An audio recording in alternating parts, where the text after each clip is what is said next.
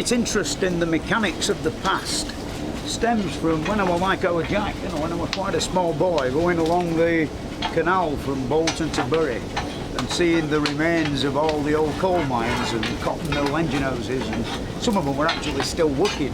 That's really why I've created all this lot here in my back garden.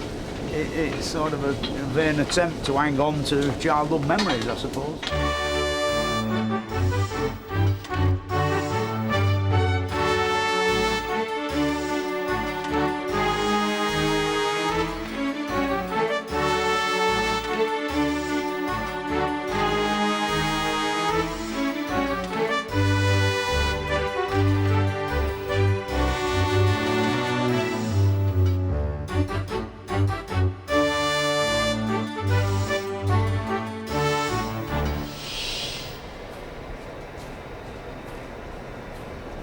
I suppose you think that I'm here to actually knock this thing down, but there's so few of these things left now that, I'm here to preserve it. We've just put 16 new iron bands round, to preserve our industrial heritage.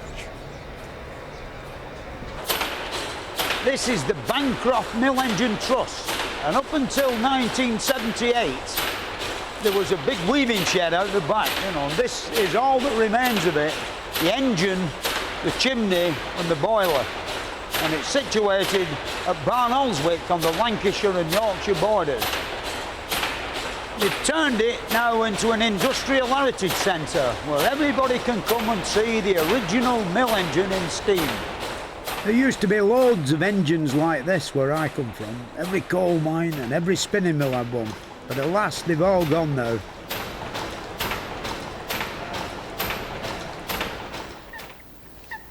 This is the Bolton to Bury Canal, and as a small boy I used to come along here with my father on my bicycle, and to me it was quite an exciting world. There were like coal mines and cotton mills and all sorts of wonderful things like incline railways. Really interesting stuff if you like industrial archaeology. Like this crane here, the first time I saw it, it were almost complete. And now, of course, there's hardly anything left of it. It had all the brass on and chimney on it and the chain on it and everything. And what it used to do, the boats used to pull up here and they had boxes in full of coal, and the crane used to lift one out and swing round and drop it down into the paper mill. Britain was the birthplace of the Industrial Revolution, and although machinery like this is now sadly decaying, for more than 200 years we led the world in harnessing the power of coal, water and steam to drive the heavy machinery that made mass production possible.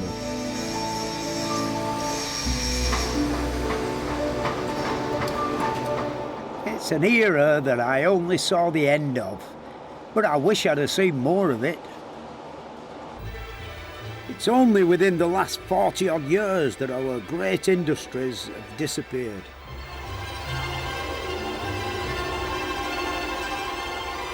In the 60s, the skylines of Lancashire mill towns still bristled with chimneys, and the view of Sheffield by night was something like Dante's Inferno, with the glow of the furnaces lighting the sky, and of rivers of glowing white-hot molten steel flowing through the smoke.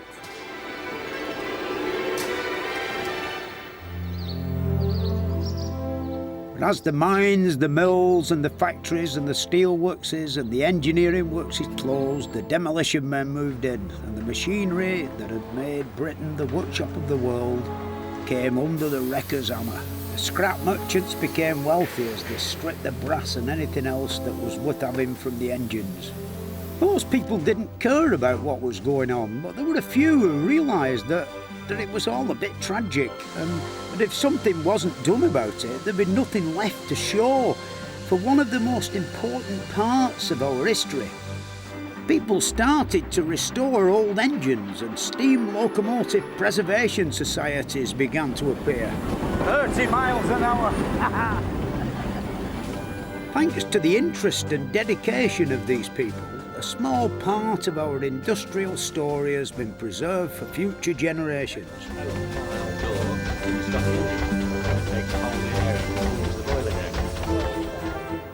I'm I'm off now on a tour of Britain in search of our industrial past and the people who've restored a great deal of it to save it from the scrapman. And so future generations can see what a wonderful race Great Britain at one time was in the engineering field. My interest is mainly in steam, but the earliest form of power is one that's still with us.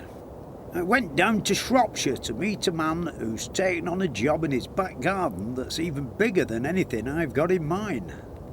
It was in a sad way. Yeah. No machinery left. No. That had fallen down some years ago and been sold Yeah. for scrap. Peter Lewis has spent the last 16 years restoring this windmill round the back of his house. I have to remember to take the ladder away each day. The windmill that Peter's restoring is a tower mill, and the sails are attached to the cap at the top. Oh, this is the bit that makes it face into the wind, eh? Yes, 24 hours a day that goes round, keeps it facing the wind. Yeah, it's really carpentry on a grand scale, this, isn't it? Aye. Great lumps, a foot square and 2 foot square and 18 inches square. Yeah, and I believe you can disconnect it here and make it all go down by hand in That's right. case of disaster. You've got to have some means of coping if the fan goes wrong. So this is what we do. High technology. Well, it works. Necessity is the mother of invention. Put the handle on. Yeah. And off we go. Oh, roundabout job. Free tour. Yeah. See, the jolly miller up here in his smock, thunder and lightning and a force 10 gale blowing. Aye. Yeah. Tower mills aren't the only kind of windmill. My travels took me to East Anglia, where I found another type called the post mill. If you want to see a good example of a post mill, East Suffolk is the place to come. Like the East Suffolk post mills were reputed to be amongst the best in the world, and here at Saxted Green is a wonderful example of one. The fantail on a post mill is much lower, and that's because it's not just the top that turns to face the sails into the wind, but the whole windmill. So with a post mill you can turn the whole building round, and if you've not got any wind, the corn grinding comes to an halt. Hello, Jonathan. Now then. Well, hello, Fred. Nice to see you. What's this operation you're performing at present? Well, the old mill has got what we call tail-winded, Yeah. which it very rarely does, and Yeah. that means it wasn't facing the wind properly. Yeah. So we just have to get a little helping hand Yeah, to get it into the get wind. it, yeah. yeah. How many tons are you actually turning round with this handle? Well, I reckon that's about 18 tons. There's about 6 tons of sails altogether, Yeah. and 2 tons of stones and the superstructure. Do you want to have a go? Yeah. You're a strong chap. Quite fantastic. Yeah, yes. Wait a minute. It's quite easy, isn't it? Oh, Really? yes. Yeah. You'll be all right when you get to the next parish. Yes. You never get 10 mile an hour up.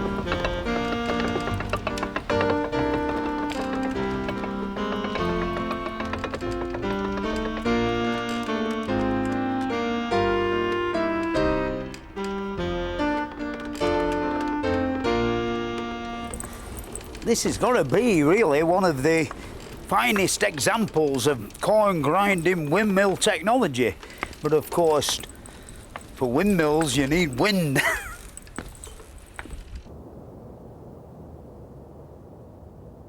Water was a much more reliable source of power, and you can still see plenty of examples of working water mills around the country. Muncaster Mill is near Ravenglass in Cumbria, and the miller's wife Pam gave me a tour.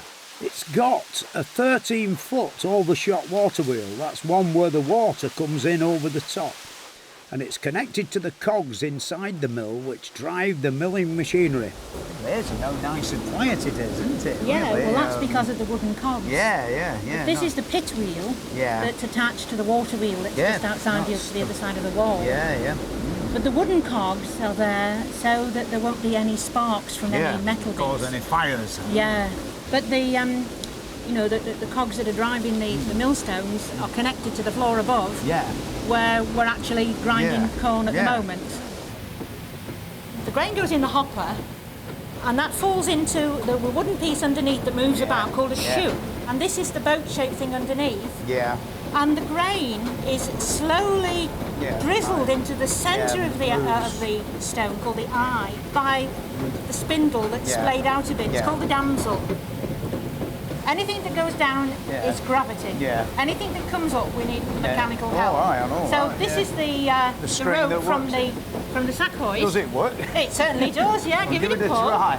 Give it a pull, and you see the sack hoist. There he goes. Oh. See, coming up through the trapdoor. Yeah. Everything you see in a watermill like this is similar to what you find in a windmill. Up until the 18th century, all we had were these things, water wheels and windmills. And then this came along.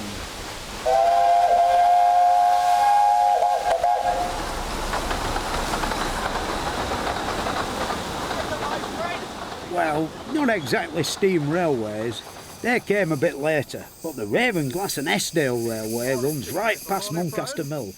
And I wasn't going to let this beautiful little steam train like this go past without having a ride on it. Extendable roof here. Oh yes, It's very handy when it's raining hard. You can keep drying all weathers in this engine. How old is this locomotive? 75 this year. Yeah, 75.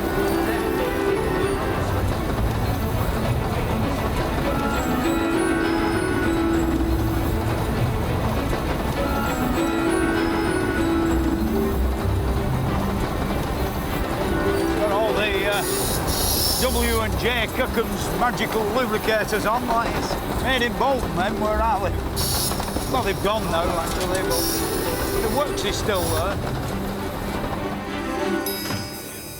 All right. Well, there we are then. Yeah. Well, I really enjoyed that. Good. Thank you very much. Yeah. Done. Yeah.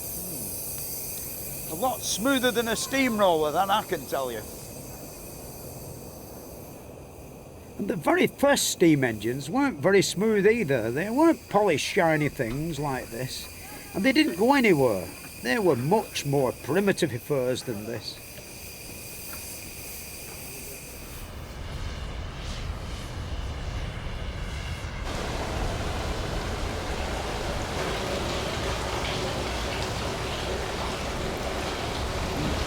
This wonderful thing behind us is a working example of the world's first steam engine.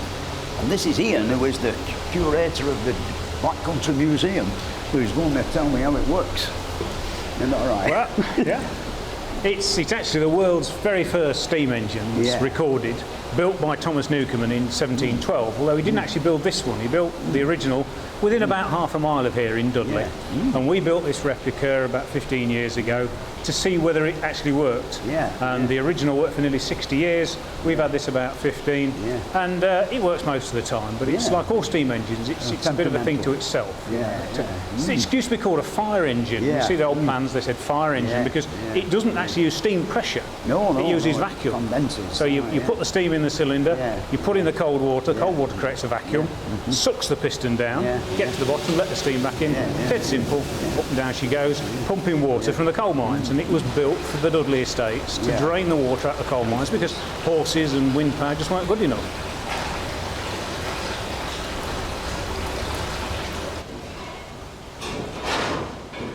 The trouble was that the first engines weren't very efficient.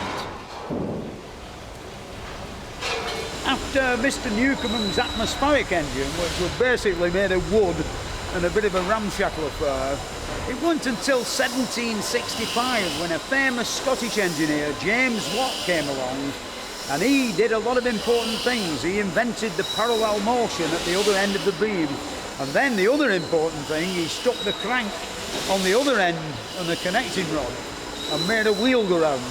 And that was the prototype for the next 100 years for all the steam engines up till 1860 period. The beam engine became the workhorse of the Industrial Revolution, and in its most crude form, pumped water from the mines, and then in its later development into a reciprocating steam engine, it powered the ironworks, textile mills, and any sort of factory that needed power.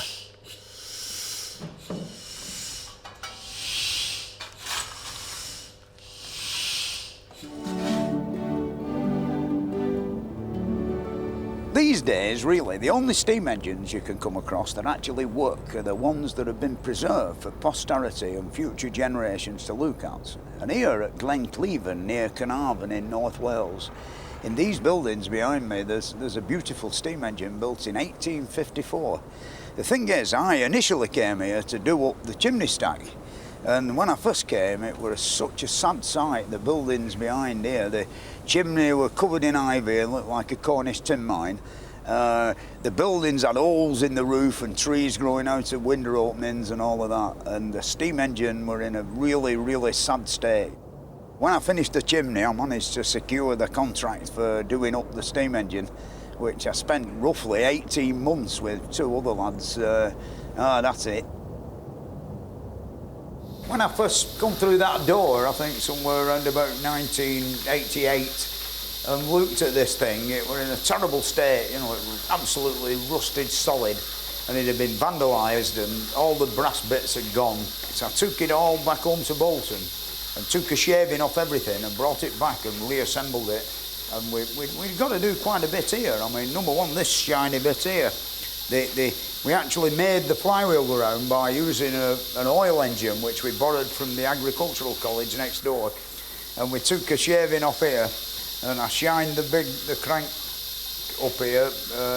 Don't really know how I did that now because the state it were in, like corrugated iron. And of course this was the problem, you know, like the Cornish boiler. Like part of the contract was to jack the thing up and have a look at the bottom. And when we did, you know, we didn't need a boiler inspector, you know, you could have put your boot through the bottom.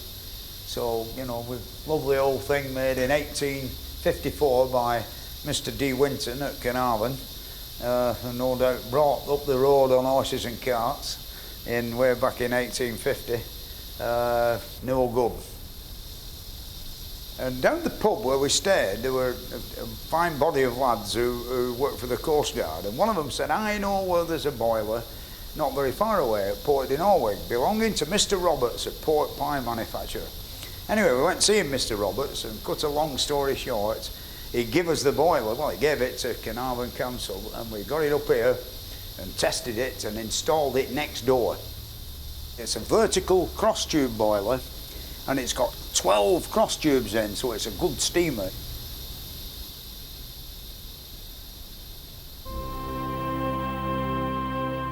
Yeah, it's a bit like being on top of a 200-foot chimney up here. This is the Dorothea Quarry in North Wales, and when I came to Glencleven to restore the engine, you know, a gentleman came round and he said, come on, I'll show you a wonderful place where there's all sorts of things waiting to be restored, you know, like just down there's a beautiful Cornish pumping engine, beam engine, in an engine room, and a shaft 700 feet deep that pumped the water out of this big hole behind me.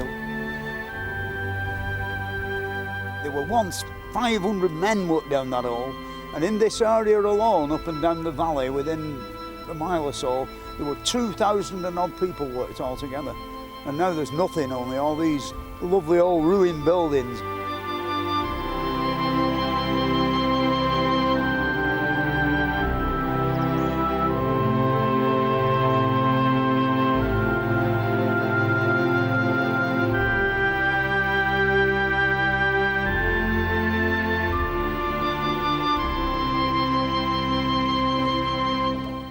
This is the beam engine here that's been here since 1906, and it was made by Ullman Brothers in Cornwall, a famous engineering company.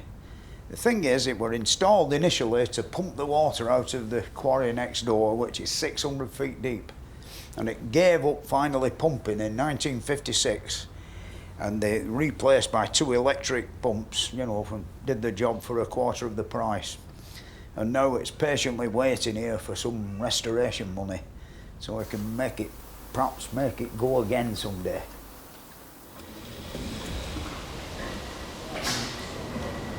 When it's fully restored and working, a beam engine like this is a magnificent sight. And in the days of Queen Victoria, as well as being used to provide power for industry, engines like this started to bring improvements to domestic life.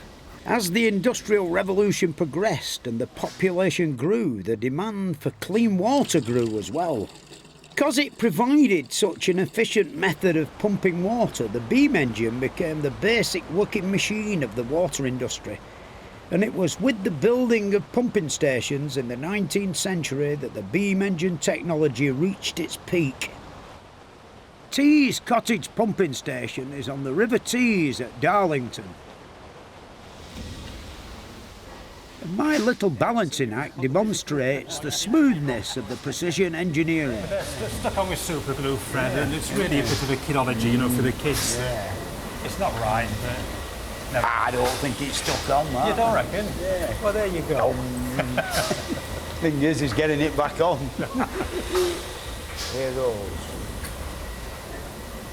First time, how about that then? That was good. Tees Cottage is interesting because you can see here the beginning of the demise of the beam engine. Because just next door there's a gas pumping engine that worked alongside the beam engine from 1914 before replacing it completely in 1926. It's quite a rare engine. The Science Museum likes this engine. Yeah. I must say I've never seen a gas engine as big as this. Well, it's a big fella. It's one of the bigger ones in the country. Yeah. We got this running about 10, 12 years ago. Yeah. And quite a risky business because we thought we were going to put all the gas heating out down Connors Cliff Road. Oh yeah. Well, cooking the turkeys. Or cooking the turkeys. Nothing coming out the gas cookers. Ah, yeah. In spite of new types of engines like this one being introduced, the steam engine didn't just disappear. Smaller engines were used for the manufacture of all sorts of domestic products. I found an interesting example of this when I did a restoration job up near Penrith.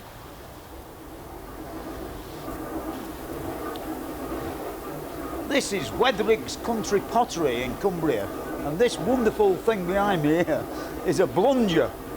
And a blunger, I thought they were kidding me when they mentioned like blunger, but that's its real name. And believe it or not, this is the last steam-driven one in existence. And when I came here about 5 years ago, the thing was like ready for falling into the pit, which mixes the clay up. And its whole sort of function is, over the road there were a big clay pit in the olden days, and they dug out the clay, which contained a lot of pebbles, and they put it in this pit and added water and then started off the machinery, and it stirred it all up till it was like raw milk chocolate, and the stones fell to the bottom, and then they pumped off the liquid clay off the top, and it went down into a lagoon over the back here, where when it had settled, the clay settled on the bottom and the water became fairly clear. They pumped the water off the top back up the hill again, and sort of when the clay had set, they dug it out in big blocks and brought it up here and made the pots out of it.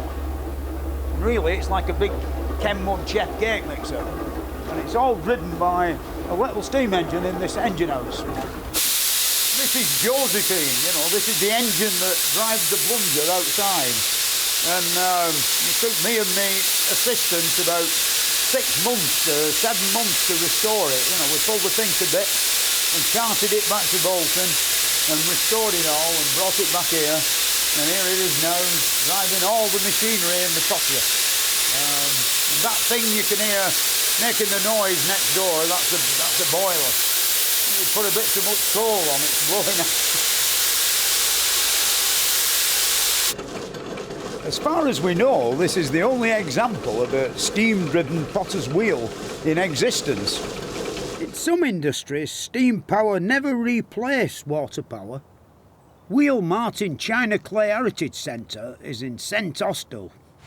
Here at Wheel Martin, this really is one of the best examples that you could find of a water wheel moving things around on an industrial site.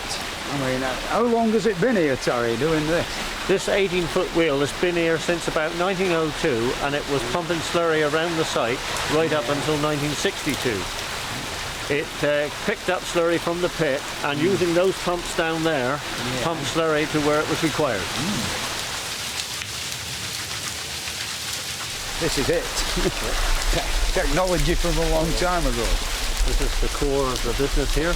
Yeah. The tail end of that water wheel power supply. Yeah.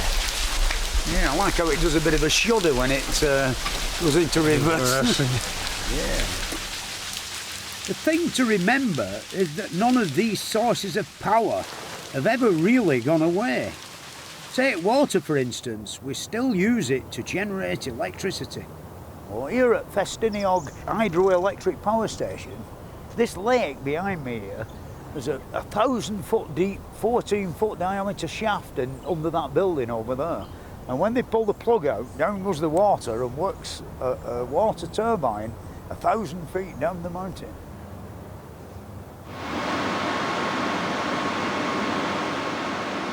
This thing down here is the main sort of valve that holds back the pressure for 1,000 feet up the mountain. And of course you can see why it's rather an hefty piece of engineering. Don't know how they do when they want to change a washer, but, you know, with all that pressure up there. And of course when it opens, the water comes down and through to the water turbine and generates the electricity.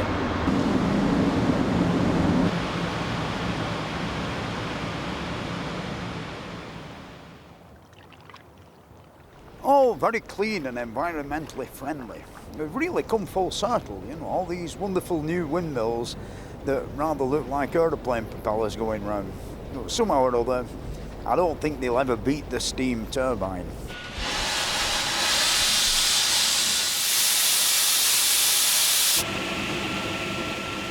This lot here, it all works full bore, you know, and you can drill a 2.5-inch hole through an iron bar, or you can forge a big lump of iron 2 inches square, or saw a piece of stone in half a foot thick. So I don't think I've done so bad really out of the junk that would all have gone into the scrapyards, but for me.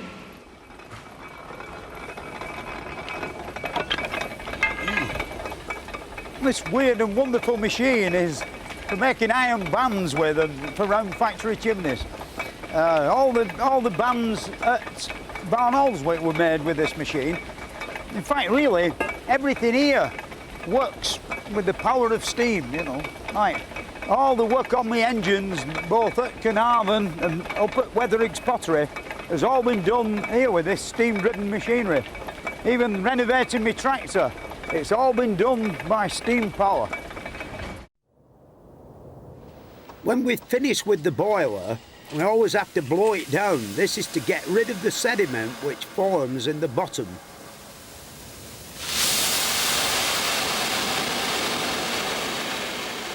It reminds me of the mills in Bolton when I was a small boy. Every Friday, about 5:30, they used to blow down the boilers like this. And when you're a kid, you know, it's quite frightening. Alas, you know, there were once 200 spinning mills in Bolton and now there's only one, and that's propelled by electricity. One of the earliest recollections that I have as a small boy is the many chimney stacks that stood up round Burnden Park and the smoke drifting out the tops of them. To me, it was quite romantic. A bit unhealthy, but quite romantic. Up to the 1960s, the textile industry was a major employer. In a Lancashire mill town like Burnley, there were more weaving looms than there were people. And many of the mill owners became very wealthy men. On a winter's night, where they had a night shift on in a big mill, when you went and looked through the windows, the hundreds of yards of line shafting all howling round, all like chromium plates, and the noise.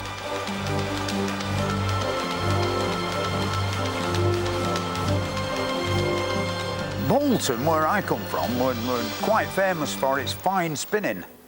But here in East Lancashire, this is Burnley and this is Queen Street Mill. They were very famous for weaving, and this is a great weaving shed. And if you really want to get the feel of what it's like in a steam-driven weaving shed, this, without a doubt, is the place to come. Good morning, Evelyn. Morning. It's all very peaceful and quiet in here this morning, isn't it? Yeah. It's when that big steam engine starts up, that's when the racket starts, Yes, isn't it? Yeah. yes. I know you've been in this job all your life. When did you start? When I was 14.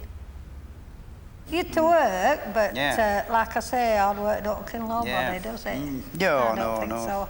I thought they were happy days. Were you responsible for keeping, you know, your own drive going like? We used to go for tackler, you know, if your strap broke. They were the men who looked after the machines. We had a tackler, little Joe Gudgeon from Padiham, who when he were crammed.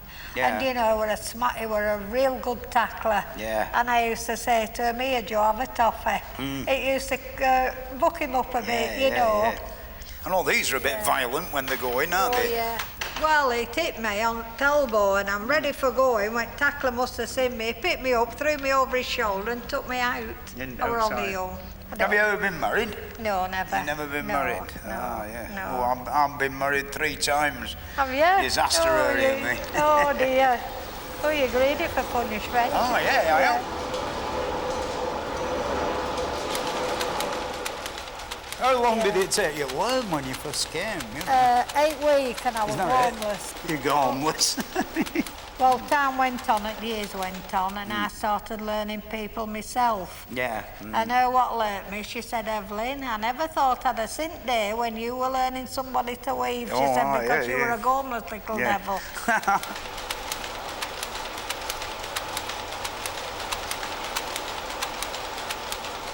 In an electrically driven weaving shed, there's only the electric motors and the looms making the racket. Here, we've already got tons of racket just from the bevel gears from the main shaft driven by the steam engine, driving all these line shaftings and all the clack of the belts, you know. Should imagine being like 14 years old and arriving here on Monday morning at 7:30 and being frightened to bloody death with it all. I mean, it's unbelievably violent.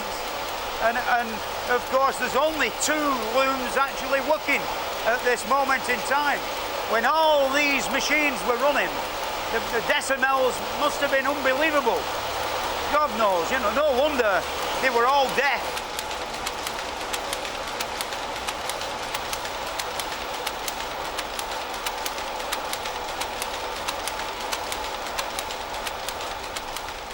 One day I was mending a chimney and the engineer at the mill, this particular engine were in a weaving shed similar to this. And you've heard how these gears roar and all that. Well, you can imagine they've repaired the engine and it's the middle of the night and they set the engine on just to see if everything works all right.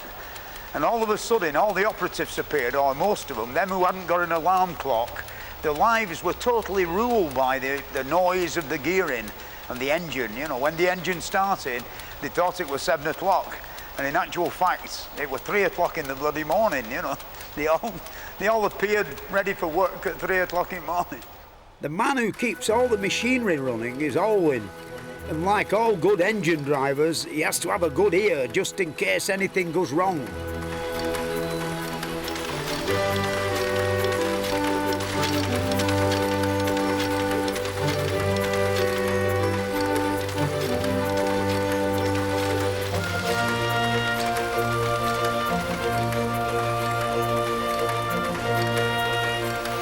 This is the pipe that brings the steam from the boilers to, first of all, the high pressure cylinder. And this, of course, is the piston rod that pushes the crosshead, which is that bit that you can't keep your eye on, which in turn pushes the connecting rod.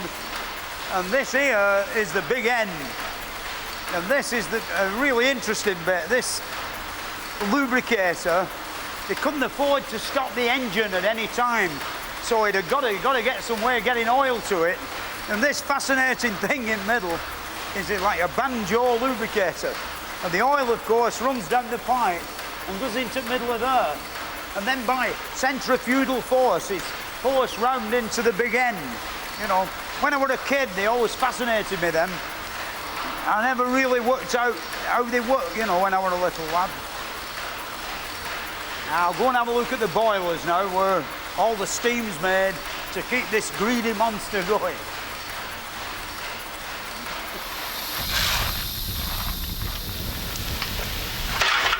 Hiya, Brian. Hello, Fred, you all right? Stalking up. Yes. Yeah, keep that big wheel going round upstairs. Yes, that's true. Yeah, when I was a kid, there were bloody hundreds of these, weren't there? There were 3 down every street, and now there's hardly any left. I mean, when you think, when this were working on maybe £100 and odd per square inch. Every square inch of this had £100 trying to get out, you know. Yeah. I mean, a beer can will hold about 60 or 70 pounds, so they tell me. And when you look at that, you think you'd be safe forever. But it's like the front plate is 7/8 of an inch thick and all, but they still manage blow up. Oh, yeah. One of the main failures were the collapsing of the flue by low water, you know, when the water disappeared off the glass and the top of the fire tube got red hot, they used to come down like a kidney collapse, shape, yeah. And of course, it were a bit frightening. You know, they didn't blow up, but when fire beater looked up the fire home, he got sacked. Yeah. Anyway, the main reason for my visit is Alwyn upstairs wants more steam. Oh, does he? Wants that big wheel go round a bit faster. So you want a shovel, do you? I'll put a bit on. I'll find you a shovel. I'll open the door. There you go, that's a shovel for you, look. It's a nice light, isn't it? Oh, it's above that. You've got to go up that slit. See, that's that.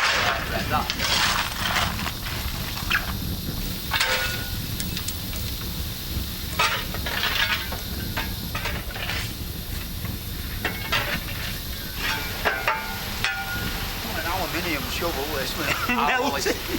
Gold when heavy enough. People often ask me, why do they need big chimneys? You know, well, there's a simple answer to that. It's called draft. And we've just come from the boiler house, and of course, you've seen the ferocity of which the fires burn in the furnaces, and that is, of course, the need for the tall chimney. I mean, nowadays, modern chimneys, they have fans and things like that, but they don't really burn anything, only a bit of oil, you know. This, of course, is the mill lodge, where the water from the condenser and of course came into here, the cooling water, and the water for the boilers is taken from here. I recall one encounter with me and my friend Alan Eapy. We decided we'd make a diving suit and see what it were like on the bottom. And we got a Smith's crisp tin and a piece of motor car inner tube that was stretched round the bottom of the tin, and so the inner tube gripped round your neck, and then soldered on the top a piece of copper piping with a rubber hose pipe and a big lump of cork and a window in front. And first of all, put it in, you know. First of all, we decided we'd try it out in the local swimming baths, but when they saw this contraption, they threw us out, they wouldn't let us in. So we had to try it out in the mill lodge.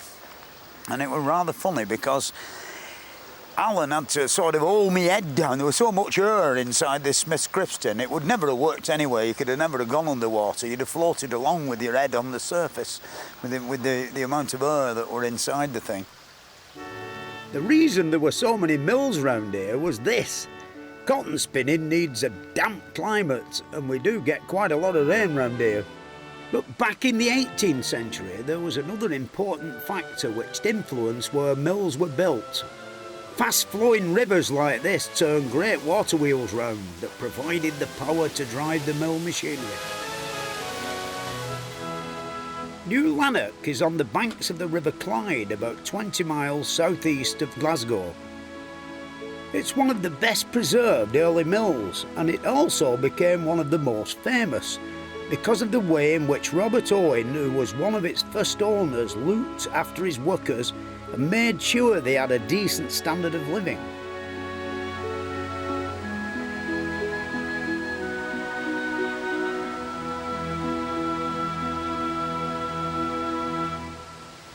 I could see why Mr. Owen and Mr. Dale picked this spot here in New Lanark to build this place. Number one, because of the water, but the other thing is it's also very beautiful and picturesque. I don't think I'd have liked to have worked upstairs behind me on the top floor, but I wouldn't have minded being a maintenance man here. I should imagine that would have been very pleasurable. If I'd been around at the time, these are the type of machines that I'd more than likely been maintaining. Really, if you want to see some of the most ancient textile machinery in the land, were better to come really than Lancashire. And this is the Elmshire Textile Museum, where they've got an unbelievably large collection of all sorts of things.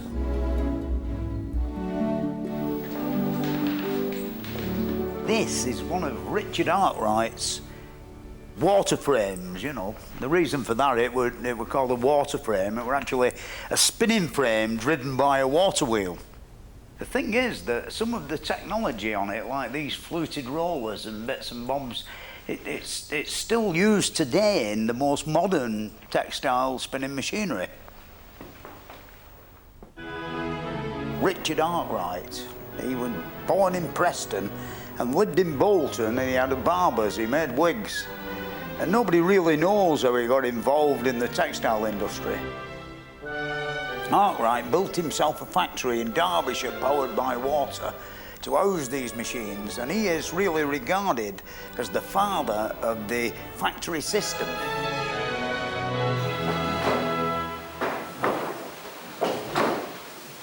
This place originally was a wool finishing mill. And these are called fulling stocks, and they put the raw material, the cloth, in the bottom of here. This machine beat it for approximately 8 hours, but it came out with like a wonderful felt-like finish. You know, I think after 8 hours of this, it'd have ruined it, it'd be bashed to pieces, but not so. Lovely, lovely texture. I believe used for making horse blankets out. This machine made in 1849, and the whole place is driven by the water wheel in the background here. But it was the quality of the cotton that was made here that made the name Lancashire famous throughout the world. It stayed like this until the 1960s, when the market for cotton collapsed with foreign competition and new synthetic fibres appearing on the market. This was the death knell of the cotton industry proper. The mills started to close down and the demolition men moved in. When they were closing, most of the scrapmen round here had Rolls Royces. It was all so sad. They just smashed all the windows and threw all the machinery out before they loaded it into their trucks.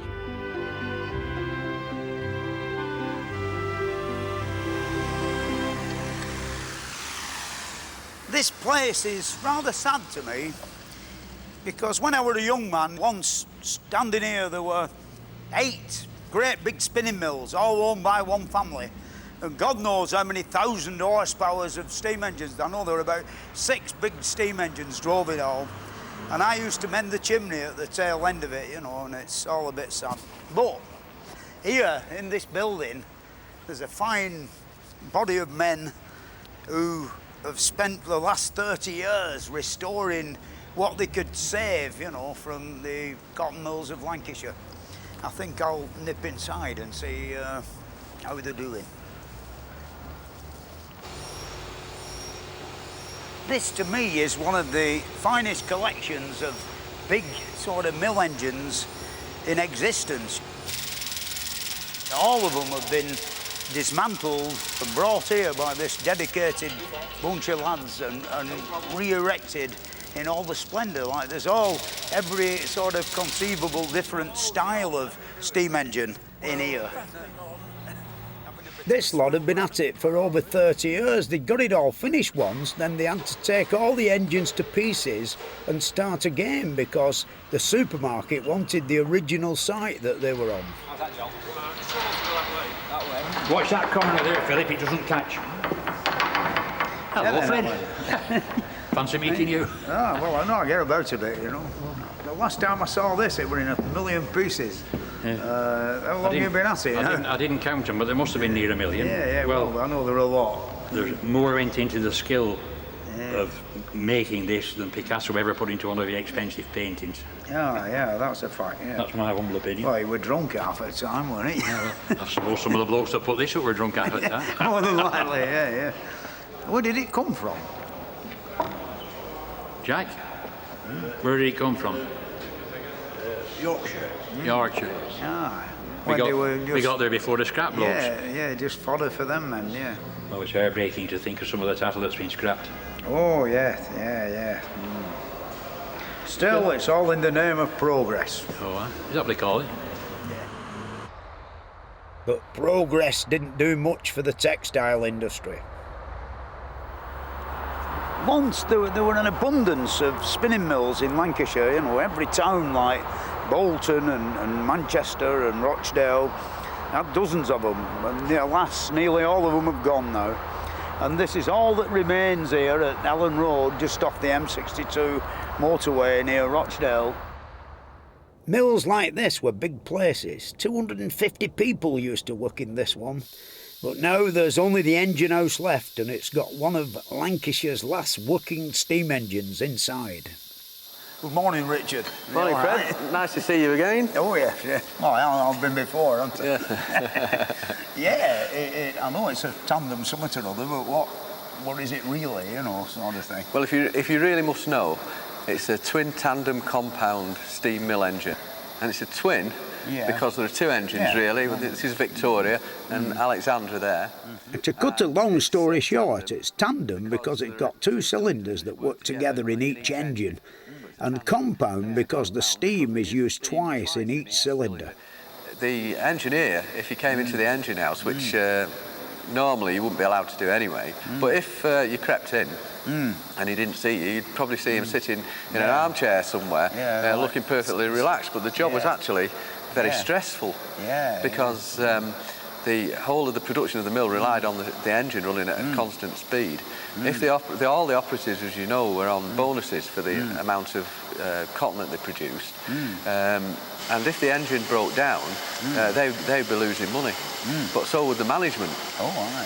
But it's complicated by the fact that if the operatives put in for more money, then what the management would do would tell the engineer to speed the engine up so that they wouldn't lose anything, you see. And that meant it'd break down more often because it was under greater load.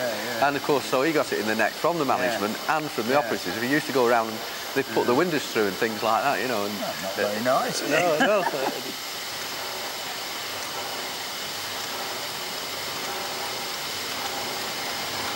My knowledge of steam engines stems from when I was quite a small boy, like a bit of a burglar really, like in them days, like 50 odd years ago, when a works shut, they actually sort of put everything in mothballs and on just at the bottom of our lane there was this lovely old works with two chimneys, and I used to go and break in and lift the sheets up over the engine, a beautiful painted British racing green, and sort of all there waiting, all greased up, waiting for better days.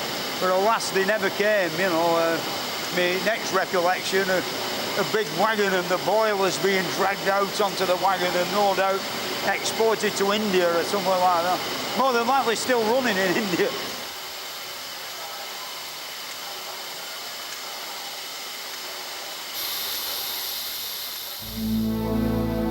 As the factory system developed, most mills were built in urban settings, but there were some in the country, and Cold Harbour Mill is a good example.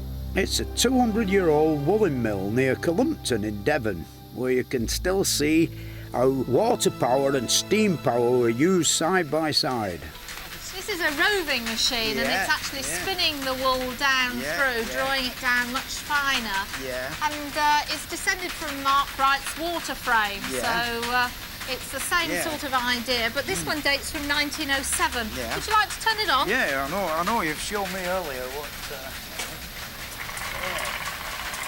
You can see that they're going slower and that these are going much faster. They're actually drawing the wool out 7 times, so it's making it much finer now. But we start off with worsted wool like this that we spin on the different machines here. That's for making jumpers out of. That's right, that's for making thick Aran jumpers out of to keep us warm in the winter. The water wheel that provided the power for a lot of the machinery is now having some much needed restoration work done on it.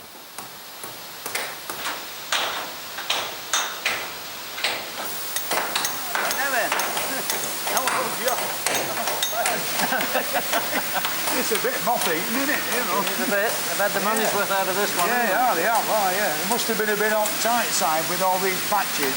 Yeah, so they kept it going with as little as possible. Is it not the original one, this, is it? No, we think it's the third wheel that was here. Yeah. The wheel got bigger and bigger as the power demand got greater. Yeah. Because the mill was only a very small grist mill to start with. Originally, yeah. And it may have had a wooden wheel. Yeah. And then the demand got greater, wheels got bigger. And then steam engines. Ah, that's right. Much more reliable. This is it then, the latest thing, yeah? Your Politan wigs all one. That's it, 1910. Yeah. Brand new. I see it's got Mr. Tate's patent engine stock machine apparatus on it. That, for anybody who didn't really know, would if you got fast in the works upstairs and somebody could break the glass, they'd come down here and shut the valve and stop the engine. That's it. More than likely too late for whoever were fast in the works, but nevertheless, they tried. Yeah, it takes a lot of stopping, doesn't it? Yeah. 12 tons of flywheel. Yeah. Yeah, this is one of your Lancashire boilers, eh? That's right. Yeah. That's right. Yeah, how old? Good and true. How old is it? 1888, this one. And still in good order. Done a lot of work, this one. These are beautiful, aren't they, compared with the modern equivalents? Definitely. It's all horrible and little puny things. I see you're cleaning it out at present, eh? Yep. We're going to have a look inside, Fred. I expect you've been inside one or two of these before. Yeah. I've been inside a few when I was grown up, like. When I was a kid, it was quite a fascinating thing to do. Like getting into a submarine, this one. Yeah. Down the hole.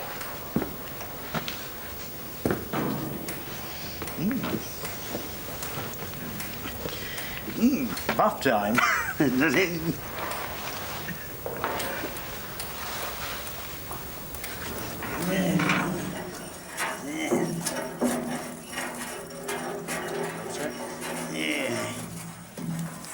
Okay. Oh, John, how you doing? Comfortable? This your own personal submarine. Not many people come in here. The all-in-one. Yeah, if there were any water in here, we'd be just about up to our necks, and if the fires were lit, which of course they're in these big long tubes that come from the front end, of course down below there's two great furnaces, and the water will be getting pretty warm. In the upper bits where our heads are, well, this is the space that the steam were formed in to, of course, drive the engine. This contraption here is a low water alarm that when the water sank to a low level by being boiled away, it moved a valve up here, and of course the boiler house was filled with steam, so the man with the shovel at the other end could take appropriate action and put some more water in quick. Every mill and every factory and every coal mine had its boilers like this, and there were boiler makers and repairers all over the country. It was a pretty responsible job, because one bit of shoddy workmanship and disaster. It's a trade that's almost disappeared, but there are still a few of them left. I've just come up here on top of the Yorkshire moors to see my old mate, Mr. McEwen, who's got this wonderful setup, as well as his boiler works. He's got this lovely engine house with a few nice steam engines in. I'll go and see if I can find him.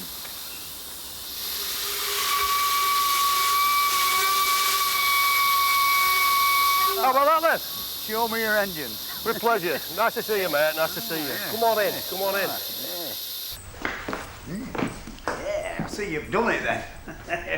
Magic. Yeah. Good replacement for the Arga, that, I think, isn't it? Well, it's the biggest, the most unique kitchen range in Great Britain, undoubtedly. Yeah. So I'm informed, anyway. Yeah. We took it out of a mill down in Fazeley in Staffordshire. But I was very pleased to get this because it's a very made, Lancashire made, 1882. And it's William Bland, and I've never heard of them. No, neither had I. Only 5 mile down the road, Yeah. Lots of people have these wonderful ideas, but they never come to know, do they? But this has, hasn't it? Oh yeah, it's complete with repairs and everything, which are quite wonderful, eh? Yeah. I fell in love with them repair patches. It sounds odd, but I did. They're a lovely piece of boiler making craftsmanship of them. Yeah, the man who knocked these rivets in will be lying in a cemetery somewhere around Bury, won't he? Certainly will, Yeah, he will. And he'll work for a pittance as well, about 75 hours a week, won't he? Now, and deaf as well. Oh yeah. Yeah. Was the bread good when you've done it? Oh, it's good bread. Talking about bread, Yeah. want a piece of malt bread? Ah, thank you. Why? Yeah, watch it up, gum your teeth up. More than likely will.